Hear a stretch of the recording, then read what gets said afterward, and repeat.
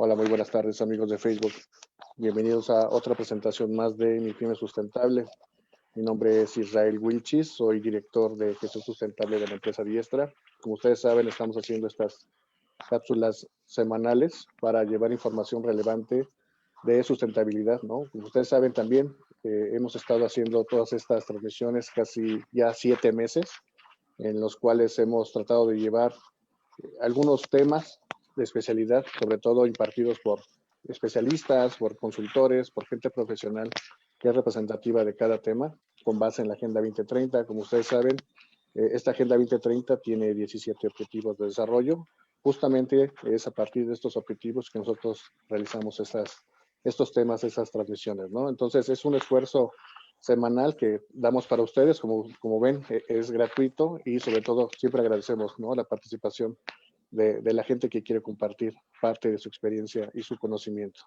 Pues el día de hoy tenemos un tema que es relevante para lo que estamos viviendo, sobre todo hablando de educación de calidad, que se sustenta en el objetivo de desarrollo número 4 de la Agenda 2030.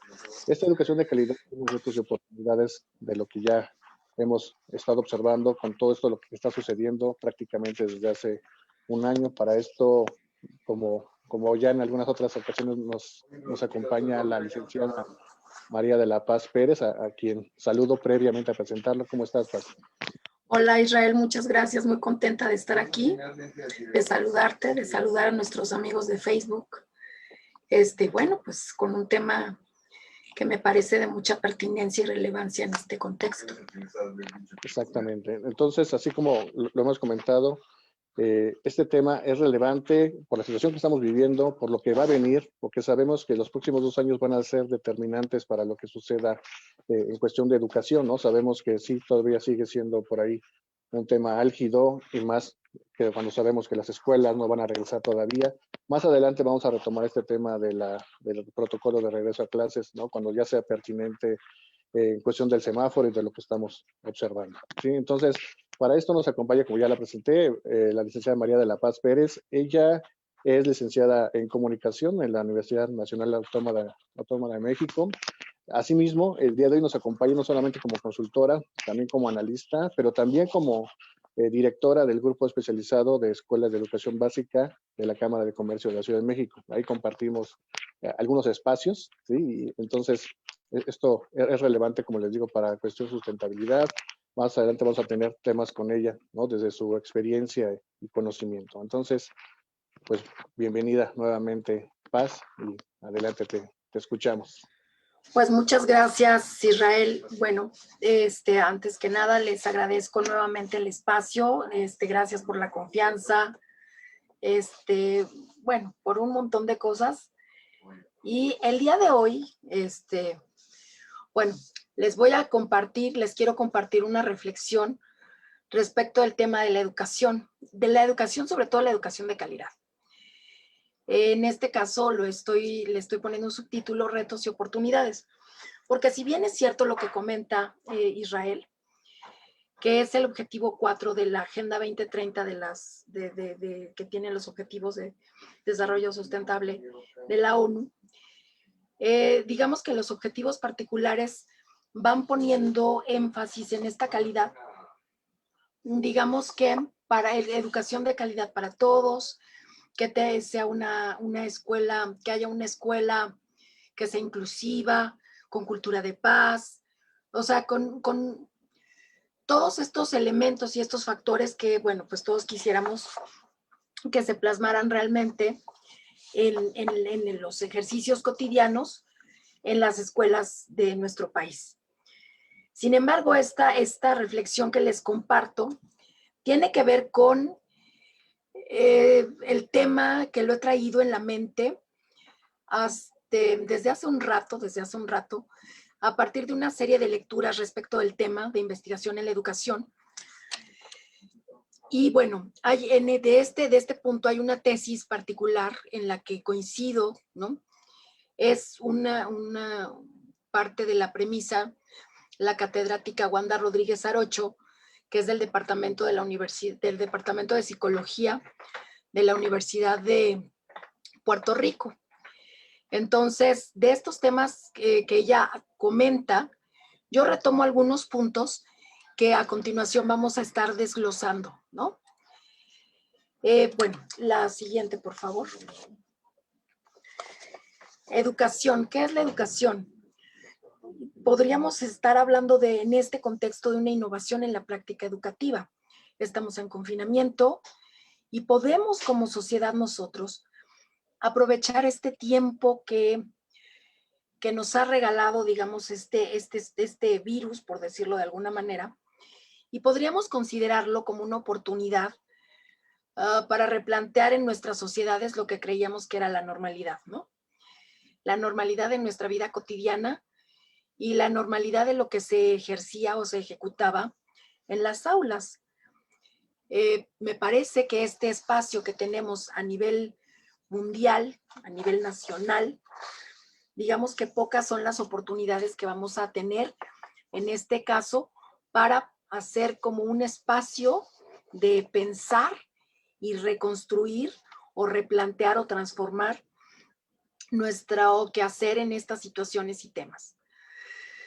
Me parece importante que consideráramos reinventar, reconsiderar lo que podemos hacer para transformar la educación o resignificar la práctica educativa en pleno siglo XXI, ya que como les muestro en estas imágenes que estamos aquí viendo en la presentación, digamos que ha habido pocos cambios en la estructura del aula y de cómo se ejecuta la educación en la práctica cotidiana desde hace más de 200 años, ¿no? Desde el siglo XIX, que empezaban desde el siglo finales del siglo XIX, en estas escuelas digamos que es eso. Siempre hay una persona al frente que es el docente y los alumnos tienen que estar callados escuchando lo que el maestro va a exponer. Considero que dado los tiempos y que ya, imagínense ustedes, hemos avanzado en cuanto a tecnología en los últimos, ya no hablemos desde principios del siglo XX, finales del siglo XIX. En los últimos 30 años ha habido una transformación a nivel tecnológico impresionante, mucho más amplia que lo que ha habido en los últimos, si quieren, 50 años, 30, de 50 a 100 años, ¿no? O sea, estamos hablando de que hubo una revolución en cuanto a la tecnología que podríamos hacer como una analogía a lo que fue la revolución industrial. Sin embargo, desafortunadamente, no ha estado a la par ese desarrollo con la tecnología a la aplicación de lo que se hace en las aulas, ¿no? Y digamos que ahí es responsabilidad de todos. Aquí no vamos a estar diciéndole es que el maestro, es que la escuela, es que los alumnos, no. Es responsabilidad de todos como sociedad, porque no es más responsabilidad del maestro que del padre, ni de la escuela, ni del gobierno, ni de estar atentos a estas necesidades que se están dando. También, digamos que las características, el conocimiento, la información que se está permeando, ya los jóvenes y niños necesitan otro tipo de conocimiento, otro tipo de recibir el conocimiento, de fomentar su conocimiento, de compartir su conocimiento. Creo que es hora de que tenemos como sociedad, insisto, o sea, porque no es nada más de un solo sector, es de involucrarnos todos, porque gracias a la educación se han hecho cambios y revoluciones y transformaciones. Me parece que es la educación es el pilar fundamental sobre el cual un país se va a transformar o no, ¿no? Por eso considero que es hora de que innovemos, de que evolucionemos y nos transformemos como sociedad con un propósito específico, que eduquemos para transformar, que los maestros seamos mediadores del aprendizaje de nuestros alumnos, o sea, acompañantes. También que ayudemos a los jóvenes a generar un pensamiento crítico. Y el pensamiento crítico no se genera nada más escuchando. El pensamiento crítico se genera cuestionando, buscando lo que es natural en los jóvenes y en los niños, la curiosidad. Pero si como sociedad cada vez somos más intolerantes para estos cuestionamientos, difícilmente estamos apoyando esta perspectiva de pensamiento crítico.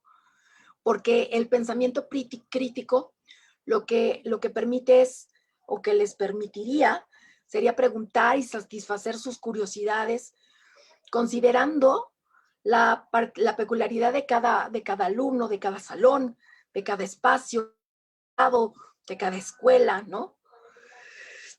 Respetando la diversidad, eliminando las disparidades de género, ¿no? Porque también en la escuela se aprende eso. Garantizar el acceso igualitario de los más vulnerables, procurando, perdonen ustedes, procurando garantizar una educación inclusiva y más equitativa. Tenemos como sociedad el importante trabajo de reducir la brecha de desigualdad. Me parece también que podemos educarlos con temas que les sean significativos. Con esto no estoy diciendo que dejemos de dar matemáticas, física, química, español, que les enseñemos a escribir. No, sino que se lo presentemos de una manera mucho más creativa, que innovemos en la educación, ¿no? Hagamos que los niños sean partícipes de su aprendizaje, que nosotros los guiemos, los acompañemos. Y si no saben, pues que les enseñemos y de esa manera aprender juntos. Porque veo después muchos niños que en un primer momento en la primaria, en los primeros años de primaria, tienen una curiosidad por todo lo que les rodea, por su entorno, por su contexto, pero de repente en el salón de clases es ya, quédate quieto, no te muevas, cállate, no hables, no digas, no, o sea, el aprendizaje, como todos sabemos, es una cuestión que debe de ser vivenciada, porque lo que hacemos de otra manera es repetir de memoria, como podríamos entrenar a cualquier otro ser vivo, para que haga lo que queremos. Lo que nosotros tenemos, afortunadamente, es la imaginación, y esa imaginación nos permite generar este tipo de cuestionamientos y preguntas. Y gracias a ese tipo de cuestionamientos y preguntas estamos aquí donde estamos. Y me refiero en cuanto a tecnología, en cuanto a descubrimientos, en cuanto a inventos. Porque si no hubiera sido por ese pensamiento crítico, por esa curiosidad, pues seguiríamos sumidos en la Edad Media, ¿no? Entonces, bueno, hablando, la siguiente, por favor. Hablando de la calidad educativa, ¿qué es? Pues es una cuestión bastante compleja, ¿no? Porque mientras que algunos sugieren la atención en la infraestructura, en el equipamiento en las escuelas, algunas otras voces enfatizan que lo importante son los resultados de los aprendizajes, si se obtuvo o no aprendizajes. Sin embargo, cada vez hay más voces, ¿no?, que han desarrollado un interés por este concepto de la educación integral, ¿no? Esta educación holista, de calidad de vida, de bienestar, que también es importante para vivir una vida plena, ¿no?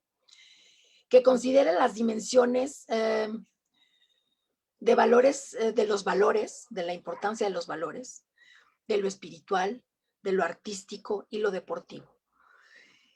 Que paradójicamente no se le da tanta importancia en el aula en condiciones normales y que sin embargo, gracias al arte, gracias a las meditaciones, a esta cuestión de estar en atención plena, muchos estudiantes han encontrado en este contexto de confinamiento un espacio para poder expresarse, ¿no? Y canalizar todas estas emociones que digamos, que no saben dónde acomodarlas. El arte les ha ayudado en ese sentido. Pero bueno, regresando al tema de calidad, es precisamente este punto, el tema del debate, ¿no? Porque sí, más allá de que la ONU nos pida que tengamos una educación de calidad, lo que consideramos importante aquí es cómo entendemos nosotros o cómo entiende o define cada escuela, cada maestro, la educación de calidad. Y lo planteo en este espacio porque me parece que sería estéril que hubiera alguien que dijera, o alguna escuela o algún maestro, ¿no? Que dijera, híjole, pues mi objetivo no es dar una educación de calidad, voy a dar una educación de mala calidad, ¿no? O de sin calidad. Evidentemente no. En ese sentido, creo que le dedicamos demasiado tiempo a la conceptualización de calidad en lugar de considerar el punto medular de la educación. Sí, considerar la educación de calidad, sí, pero ¿para qué fines? ¿Y qué fines se persiguen con la educación que queremos dar, ¿no? Podemos pensar en una educación de calidad desde el paradigma humanista, desde la perspectiva crítica, holística, conductista, ¿no? Y en cada una de ellas se observarán, se van a tener diferentes objetivos, métricas, y los indicadores no van a ser los mismos para determinar si hay calidad o ausencia de ellas y en qué niveles. Y les puedo apostar que en cada una de estas propuestas puede haber calidad en los diferentes puntos que se están considerando, pero la forma de evaluación o la forma de decir esto es calidad para mí y esto no es calidad para mí, pues va a variar, ¿no? No es lo mismo una escuela tradicional que una escuela holista. Y los puntos de vista ahí van a estar totalmente dispares de lo que es la escuela de calidad, ¿no? O el objetivo que se pretende.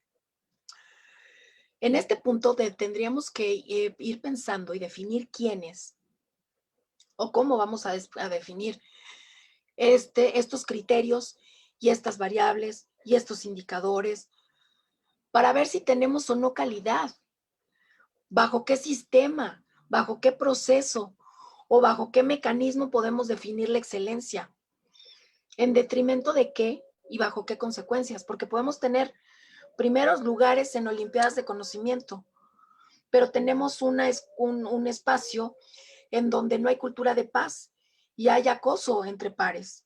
O podemos tener una capacidad muy impresionante para las matemáticas, que ganemos premios y tal a nivel nacional, pero que haya problemas reales con los niños que no saben, digamos, reconectar con sus emociones o no saben cómo canalizarlas, porque nadie les ha enseñado, ¿no?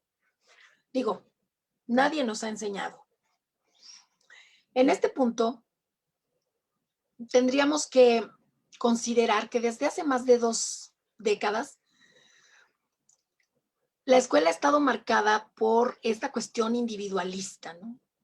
Una idea de, tienes que ser el mejor, tienes que tener eficiencia, tienes que ser efectivo, ganar, ganar, ganar. Tienes que sacar 10 y si no sacas 10, pues ya no eres muy buen estudiante y te tienen que dejar 5 horas de tarea. O sea, porque eso a muchas planteles les parece que es la calidad. Entonces se enfocan por esta idea de eficiencia, de productividad, de competitividad, de pragmatismo.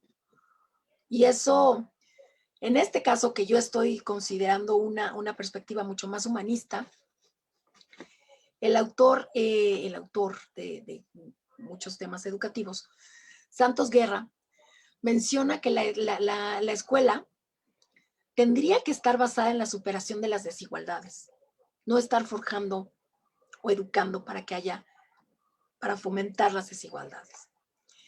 Tendría que estar pensada en este espíritu de justicia, en el respeto a la diversidad, el desarrollo de la comprensión, de la crítica, del análisis, el desarrollo de la cooperación, de la colaboración, de la compasión, ¿no? Me parece entonces que es importante retomar que como sociedad fijemos una postura de lo que representa para nosotros, para nuestros niños y jóvenes la escuela y de qué se necesita para que sea una escuela de calidad, ¿no? No pensar en estas métricas como si fuéramos una empresa, porque los niños no son objetos. Estamos tratando y modelando, o sea, y si hago énfasis en esto, estamos modelando seres humanos. Y también es importante, ¿por qué? Porque lo que tú le dices a un niño o a un adolescente en este proceso, como maestro y figura de autoridad, se le queda para el resto de su vida. Si tú le dices que puede, podrá. Si tú le dices, ay, ni lo intentes porque mira, ni al caso, digamos que ya estás limitando a una persona porque tiene una forma de aprender diferente, ¿no? Entonces, bueno, considerando esta diversidad de tomar, de llevar la escuela o la educación en la actualidad y hacer una aproximación responsable, contextualizando el momento que vivimos, ya que hoy como nunca sí está muy visible esta, digamos que, este espacio que es medio brumoso generalmente, ¿no? De que hay una desigualdad, hay una brecha de desigualdad enorme, ¿no? No muchos tienen la posibilidad de conectarse a dispositivos porque no muchos tienen ni siquiera electricidad, ¿no? Y no hablo del resto del país, hablo en la propia Ciudad de México, ¿no? Pero bueno, estamos viviendo esta brecha que estamos percibiendo de desigualdad como consecuencias de la pobreza y la marginación, que también vienen a afectar o margina, ¿no?, esta calidad en la educación y al tipo de educación a la que se accede. Es importante en este caso replantearnos los objetivos, las evaluaciones estandarizadas, la distribución de recursos, porque, insisto, una escuela no es una empresa. Aunque haya dueños de escuelas particulares que sí tengan este modelo de negocio, pero hay que recordar, están trabajando con seres humanos, están modelando seres humanos. Y eso es lo que se debe tomar en cuenta.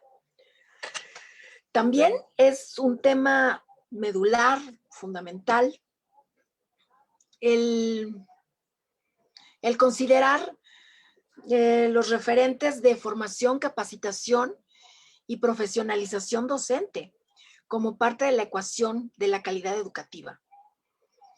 Y quitarles, ¿qué será?, cargas administrativas a su desarrollo profesional y esa formación.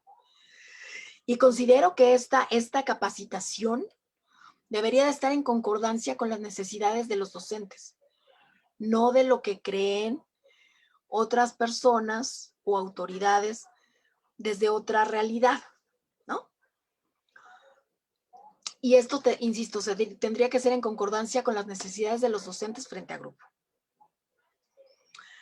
Hay que hacer hincapié en que la calidad no es rendimiento, no es quién es mejor o quién no, o quién hace más o quién no.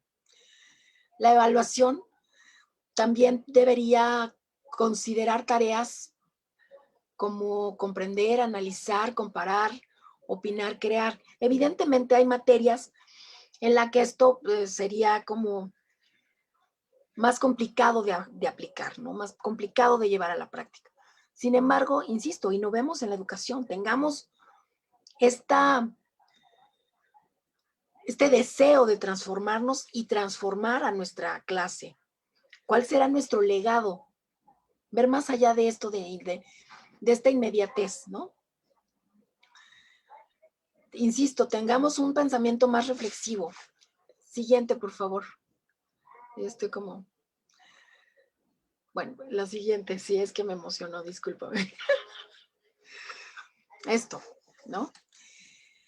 Hay que hacer hincapié que, insisto, que no es una empresa, no es una empresa.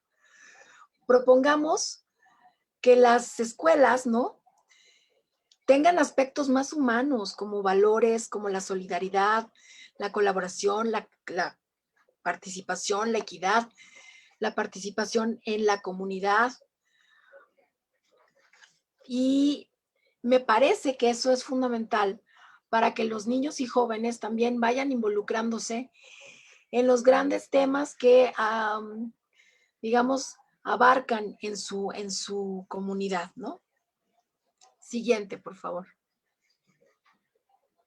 Exacto. Bueno, ahí vamos a esperarnos un momentito.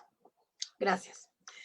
Hay que hacer hincapié que hay unas, se mencionan algunas trampas, digamos, los autores manejan algunas trampas de lo que es la calidad, ¿no? La primera de ellas, de las trampas de la calidad, es la comparación. En la comparación hay un peligro de descontextualizar al realizar comparaciones entre personas, experiencias, centros educativos, aprendizajes de los alumnos, ritmo de aprendizaje de los alumnos, ya que como se los comentaba en un principio, esta situación no puede ser posible homologar a todos, porque hay desigualdad, ¿no? Y los contextos de los involucrados son variables, son variados por las realidades que viven cada uno de ellos.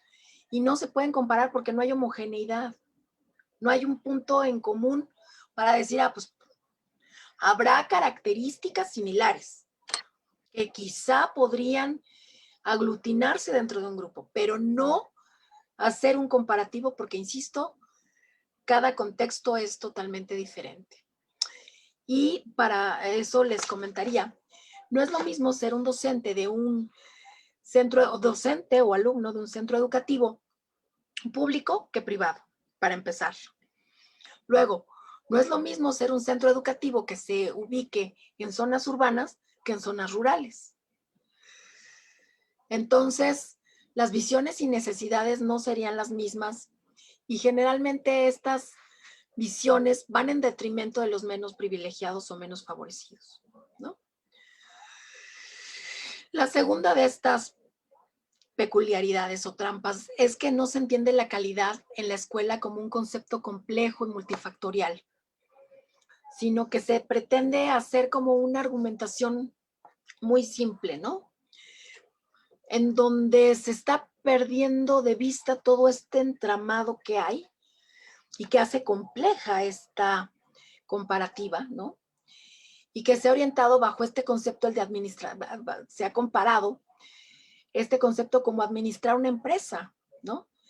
Y hay que tener presente, insisto, que no es una empresa, ya que la empresa se somete a una lógica de mercado, en donde la utilidad, la eficacia, la competitividad, la productividad van determinando las formas de instrumentar este modelo.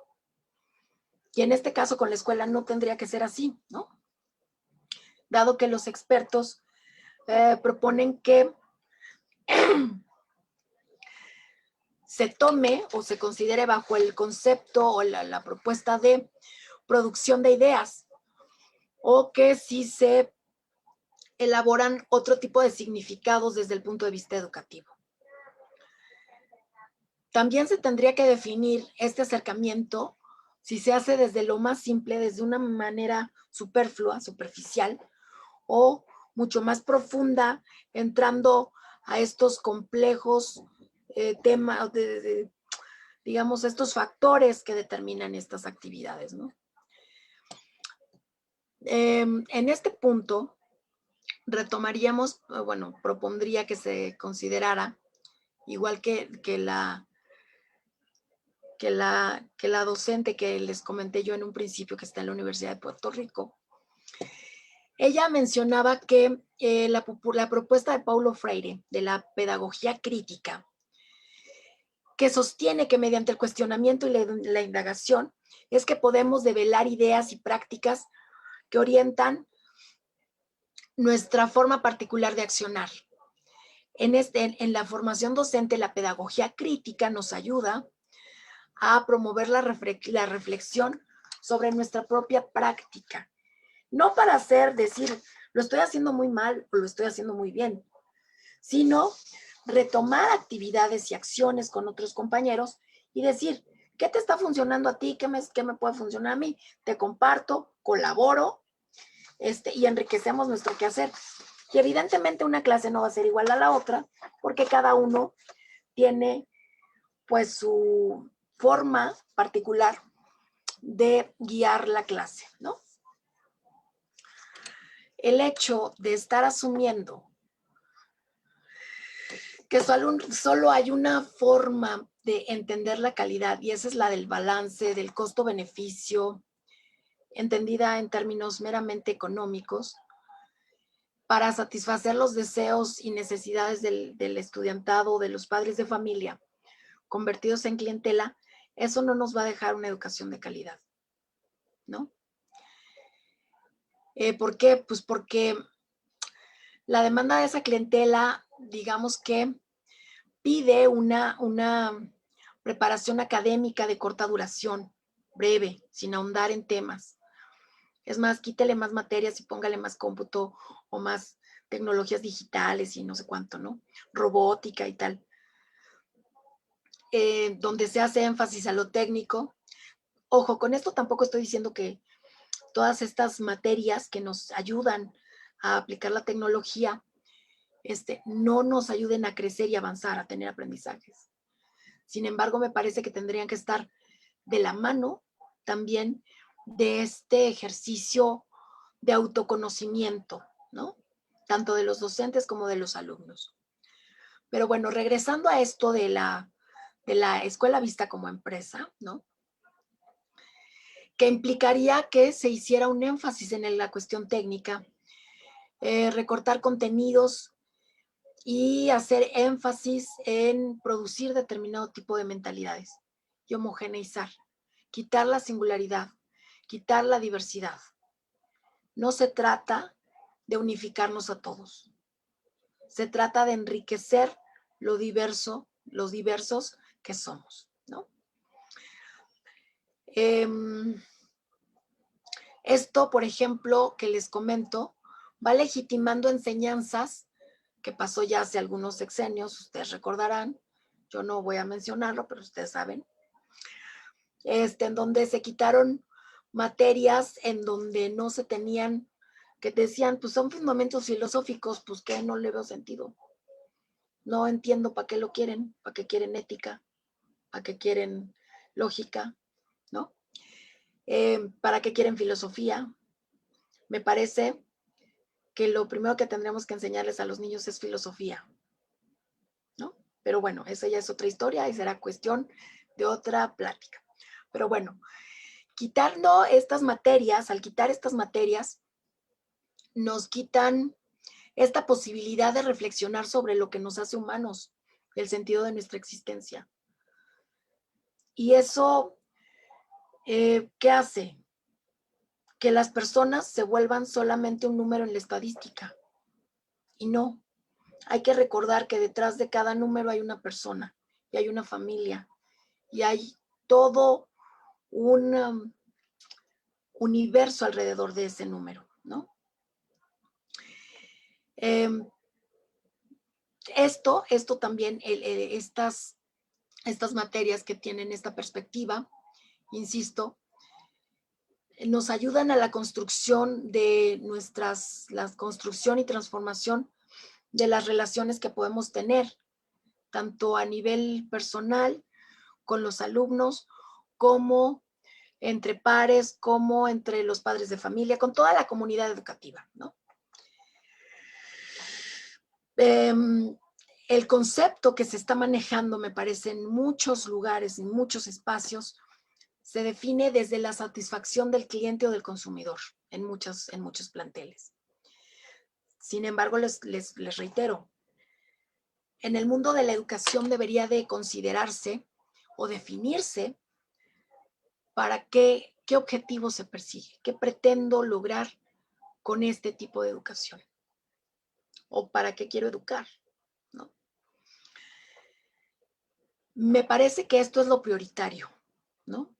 Hay que tomar conciencia de los fines que perseguimos para educar, para qué educamos, y en ese sentido ver las estrategias que tenemos que hacer para construir una educación que les signifique a los jóvenes y a los niños, que les aporte y les enriquezca para su vida futura, que les aporte y les enriquezca para sí, para este momento, para darles herramientas de autoconocimiento, para darles herramientas de materias académicas, pero también para que ellos vayan teniendo esta perspectiva de ir proyectando a futuro qué es lo que quiero ser, cómo quiero servir en la sociedad, cómo me voy a contextualizar, cómo me voy a preocupar por los problemas sociales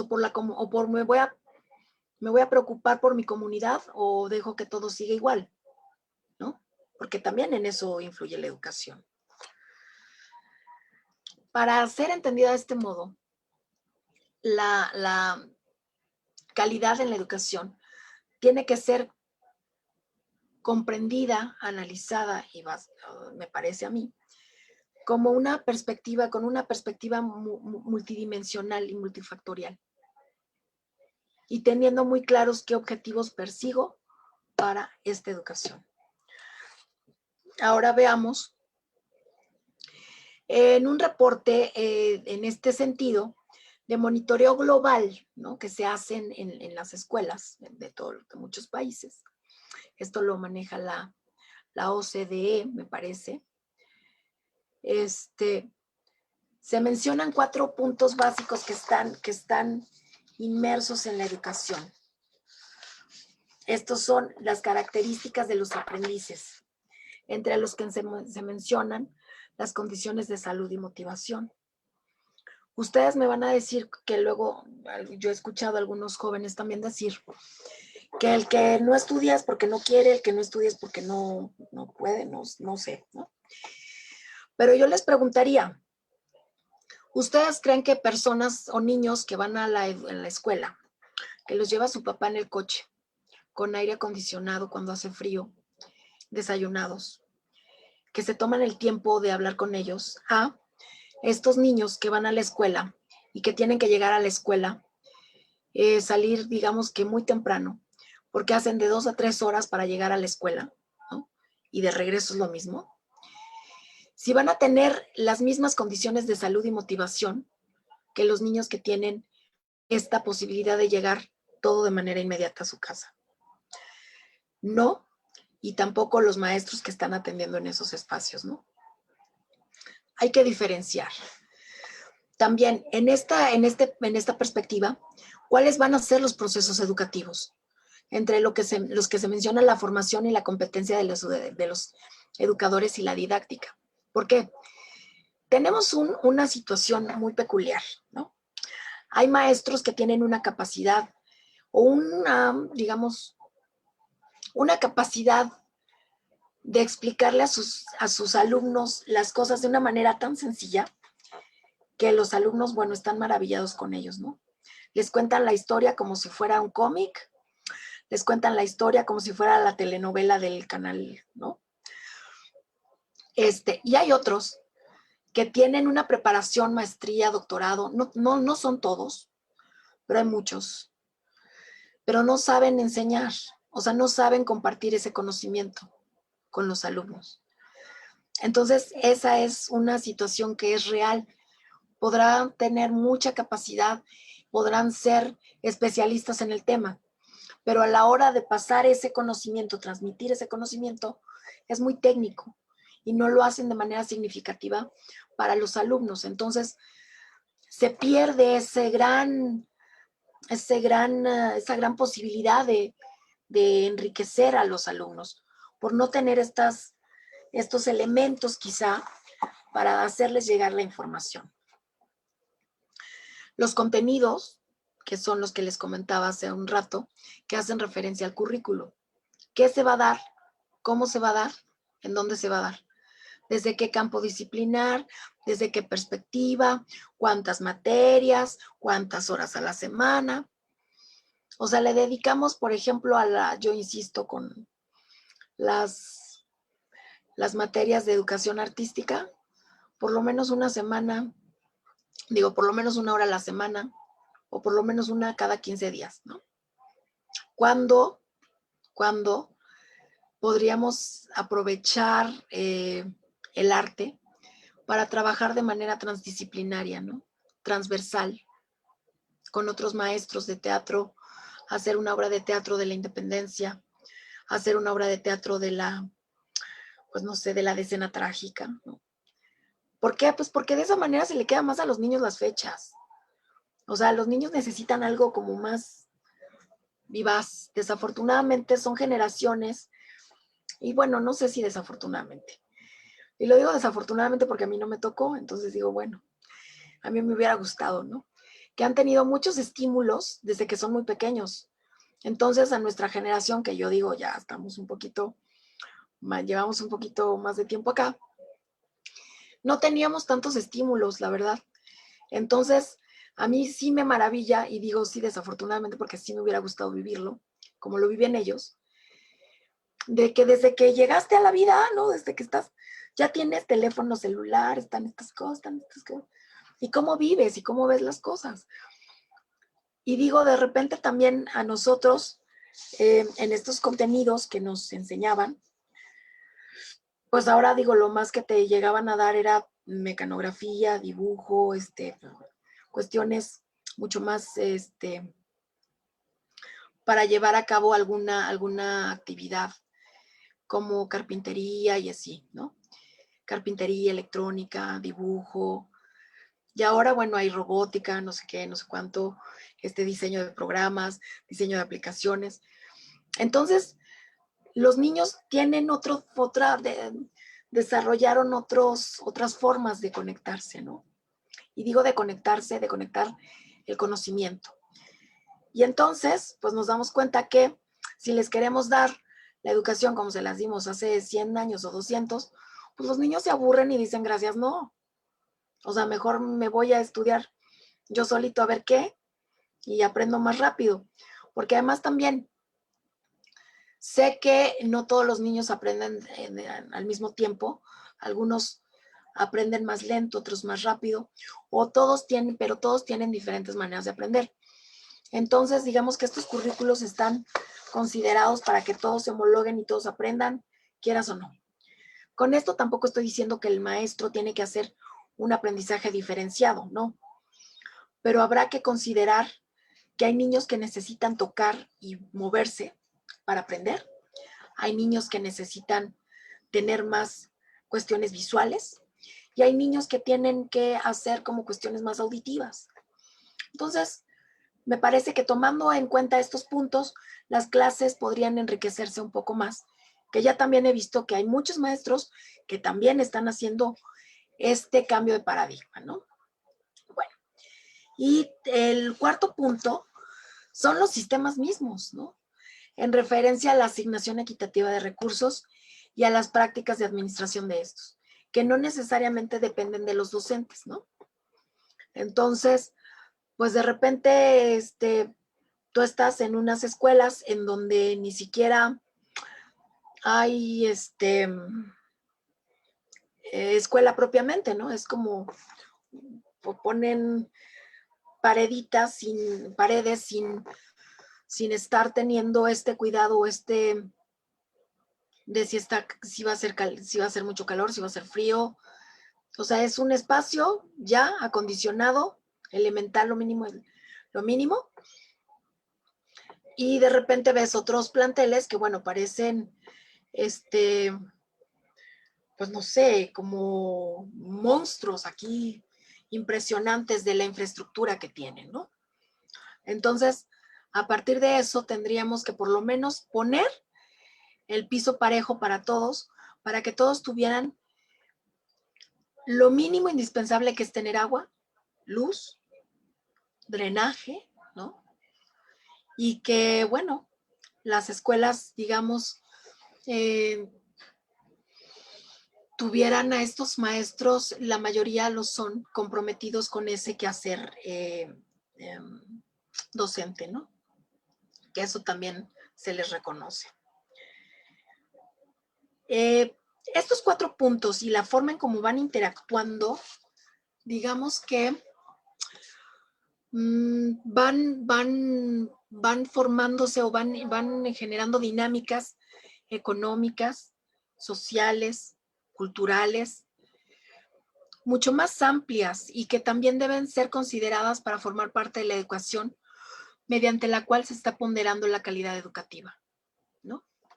Porque a lo mejor para una escuela calidad educativa es considerar mejorar la infraestructura de los espacios y ya con eso, porque tienen excelentes maestros. Otros, sin embargo, podrán tener situaciones de acoso entre pares o de violencia de género, y entonces atender esos puntos sería también para ellos calidad educativa, ¿no? Debemos entender, y esto es un ejercicio también que depende de cada responsable de cada centro educativo, ¿no? Que no hay un solo modo de entender la calidad, ¿no? Pero el modo que no se debe de dejar nada más entendido como dado por hecho es el del balance de costo-beneficio, como si fueras empresa. Ese no.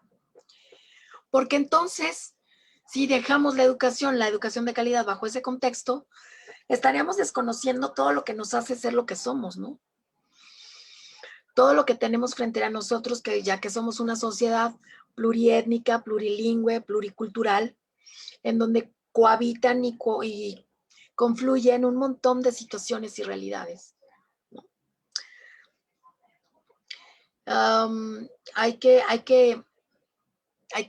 La siguiente, por favor. Hay que retomar esto que dice Santos Guerra también, ¿no? No se puede olvidar que la educación no solo es una práctica moral, sí que no, sino que es una actividad política y que por consiguiente hay que plantearse la transformación de las situaciones de aprendizaje constantemente. Digo, todos los seres humanos siempre estamos en constante transformación. Eso sería increíble que lo estuviéramos llevando hacia la práctica educativa. Evidentemente una transformación y dándole continuidad a lo que se ha venido desarrollando, ¿no? Y afinando y perfilando los puntos para poder definir efectivamente qué sería calidad educativa en mi escuela o en mi centro escolar.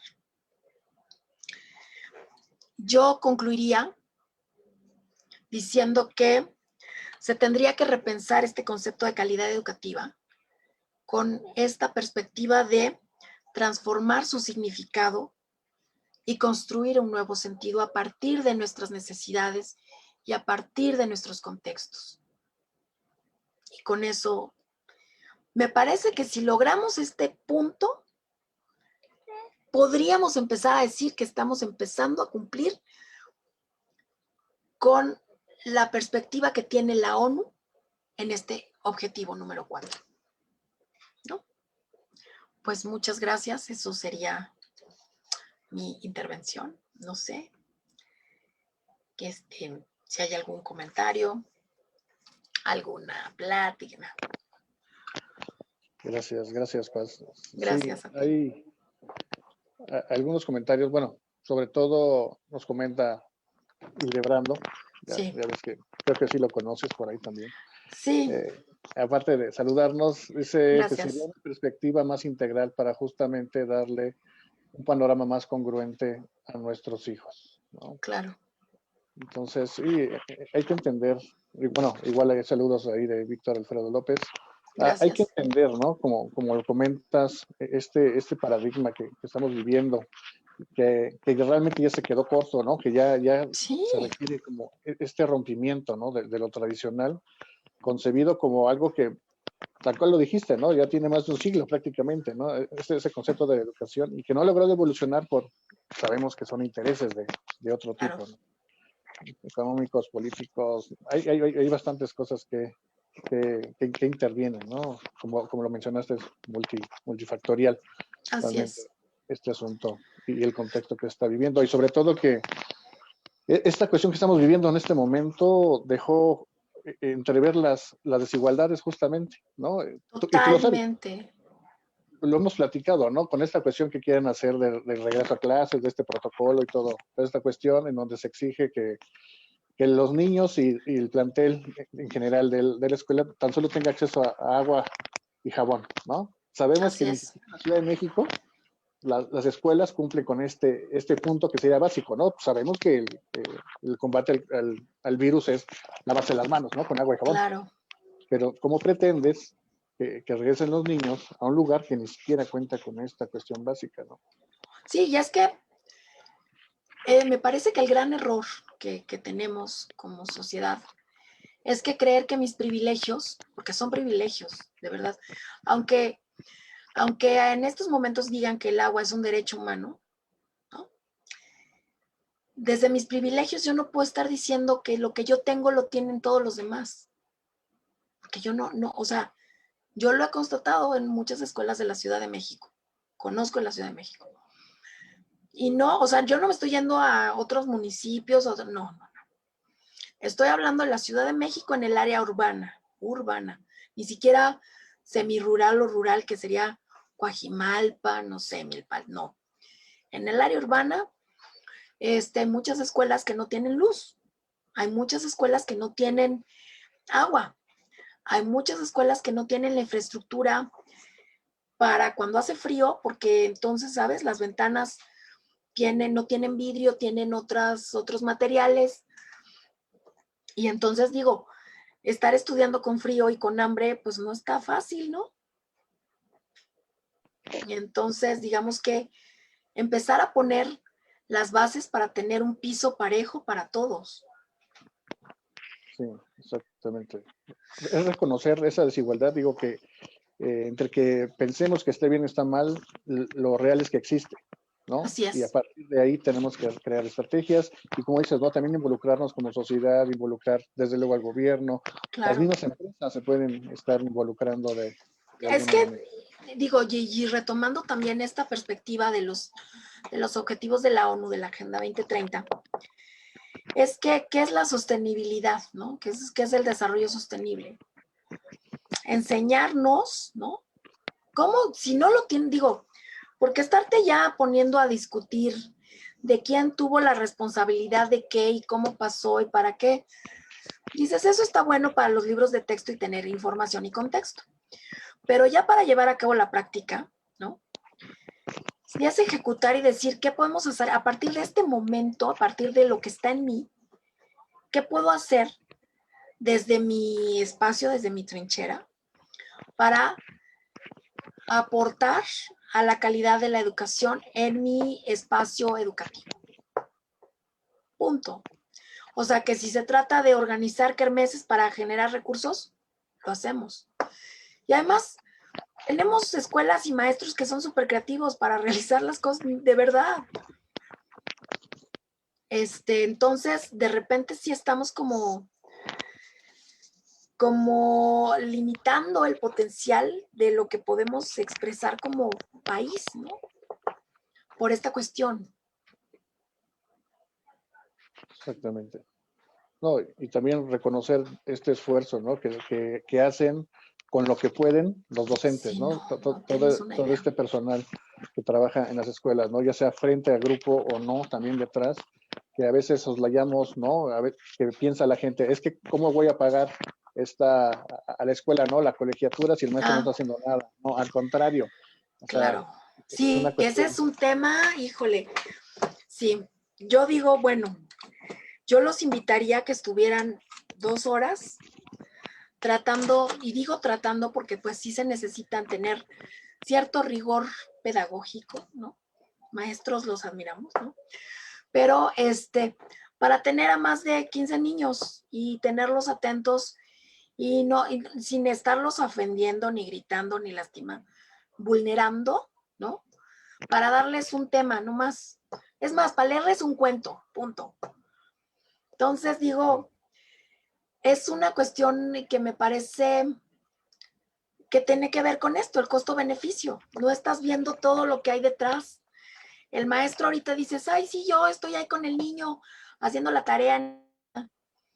Tú no sabes los contenidos que tiene que desarrollar el maestro, además de desarrollar competencias de manera inmediata y de ir aprendiendo ensayo y error, porque tampoco nadie los preparó para esto. Digo, a nadie. de estar trabajando las cuestiones tecnológicas, porque muchos de ellos, bueno, tienen mucho tiempo siendo maestros y no están cercanos a la tecnología. Y sin embargo, a pesar de la resistencia, inicial, se han aventado y están haciendo trabajo pian pianito, digo yo, para desarrollar estas estrategias con los niños en clases a distancia, ¿no? Y tenerlos atentos y seguirles hablando de la materia y no perder el hilo y que los niños ya se me durmieron y que el adolescente ya me contestó feo y que el otro... No justifico, porque nada justifica que tú hagas una agresión a una persona, ¿no? También. Pero habrá que entender que hay muchos maestros que luego ya hubo un momento en que estuvieron saliendo como muchos videos de el maestro les dijo y les contestó muy feo y les dijo cállense y les dijo... Yo los quiero, ¿no? Comentar. Imagínense el estrés de no sé manejar los medios digitales y ahora tengo que estar al pendiente de una plataforma de 15 niños, por lo menos, en línea. Y aparte no perder el hilo de lo que estoy diciendo. Y aparte estar checando si me están haciendo caso o no. O sea, eso te genera un estrés muy fuerte si no estás acostumbrado. Y pues como sabemos, no todos tenemos la capacidad de aprender a gestionar nuestro estrés. Estamos todos en un proceso constante de aprendizaje también en ese punto. Pero imagínense también, digo, no los justifico, insisto, porque hay formas, ¿no? Pero por claro que vas a explotar si estás así con todo y encima llega un niño y te dice, ay, no, maestro, pues, ¿qué onda? Pues no. Por supuesto que a la primera de cambios le dices, a ver, su precio y lo que vale, ¿no? O la otra que podrías hacer, es decir, pedir ayuda y decir, soy un ser humano y necesito su ayuda y no tengo conocimiento ni experiencia en medios digitales. Y si tú te vulneras de esa manera como docente, no exponerte de, ay, no sé nada y ustedes digan, no. Si tú te muestras vulnerable y ellos ven y tú les muestras la vulnerabilidad desde el respeto, los alumnos responden y te ayudan. O sea, si tú también los has visto muy vulnerables y les has apoyado y les has ayudado, ellos van a responderte. Porque eso es lo maravilloso que pasa. Es como, sí, es una interrelación y una retroalimentación muy linda si tú has sabido trabajar con tus alumnos, ¿no? Porque si no, pues claro, te van a chiflar como en el cine de no sirve, me salgo, bye, ¿no? Exactamente. Entonces, son justo los retos. Digo, este tema da para bastante. Incluso también esa es la invitación, ¿no? Como lo mencioné al principio, a presentar a la licenciada Paz. Ella es directora de este grupo especializado de escuelas de educación básica en la Canaco. Y ahí hacemos cada mes una reunión, ¿no? De temas de interés. Desde luego, en el caso de este grupo, para las escuelas, pero también para los docentes, para padres de familia, ¿no? Que están interesados en que realmente la educación siga esta evolución, ¿no? Claro, y también para los directores, los dueños de las escuelas, ¿no? Digamos que estamos procurando abarcar a toda la comunidad educativa para que se sienta vista, observada, acompañada, ¿no? Perdón, porque son pocos los espacios, ¿no? Que se tienen en este sentido y que se tratan más bien de enriquecer esa práctica y ese quehacer desde expertos en la materia, ¿no? Por ejemplo, pronto vamos a tener en febrero, en marzo, en febrero estamos organizando para ver si viene alguien a hablar de un tanatólogo, un psicólogo especializado, para hablar de las pérdidas en este contexto de confinamiento. Porque también eso afecta, insisto, el ser humano no es unidimensional, ¿no? Y para marzo estamos considerando la administración de las escuelas, cómo se administran y qué características, bajo qué criterios se da de alta, etcétera, etcétera, ¿no?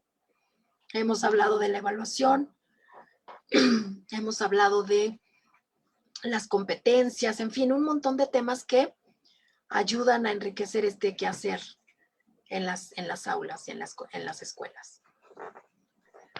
Exacto.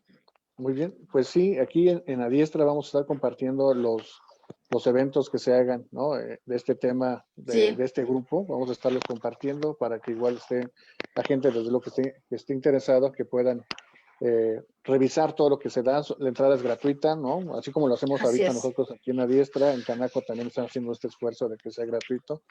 De igual modo, ¿no? Haciendo comercial igual, tenemos aquí el grupo de comunidad sustentable que también hacemos esto, y justamente es compaginar todo esto, ¿no? Porque al final, como le he dicho desde el principio, todos los temas tienen que ver con la sustentabilidad, sí, pero cada uno tiene su forma de analizarse y su forma de atenderlo, ¿no? Entonces, agradecer nuevamente a la licenciada María de la Paz que nos haya compartido. Muchas gracias. Este tema. Sabemos que te vamos a tener aquí nuevamente más adelante. Pronto. ¿No? Siempre... Les tenemos ahí otra sorpresita muy bonita. Perfecto. Pues siempre va a ser un gusto, ¿no? Recibir a especialistas y sobre todo, ¿no? Puedo decirlo también, amigos, ¿no? Que pueden compartir claro que sí. todo esto. Entonces, muchísimas gracias, Paz. Estamos al pendiente de lo siguiente. Claro que sí, Israel. Muchas gracias por el espacio. Y bueno, ya en breve tendremos una sorpresa que les va a gustar. Hablando en este sentido, insisto, desde qué podemos hacer desde nuestra trinchera para aportar, ¿no? Perfecto. Ahí vamos a aportarles algo. Perfecto. Entonces estamos al pendiente, como saben, entonces lo vamos a publicar en su momento y de todos vamos a darle seguimiento a lo que las actividades del grupo. Entonces los esperamos el próximo miércoles con otro tema de sustentabilidad. Estamos ahí con la licenciada María de la Paz. Entonces nos vemos el próximo miércoles a las 12. Gracias. Hasta luego, gracias.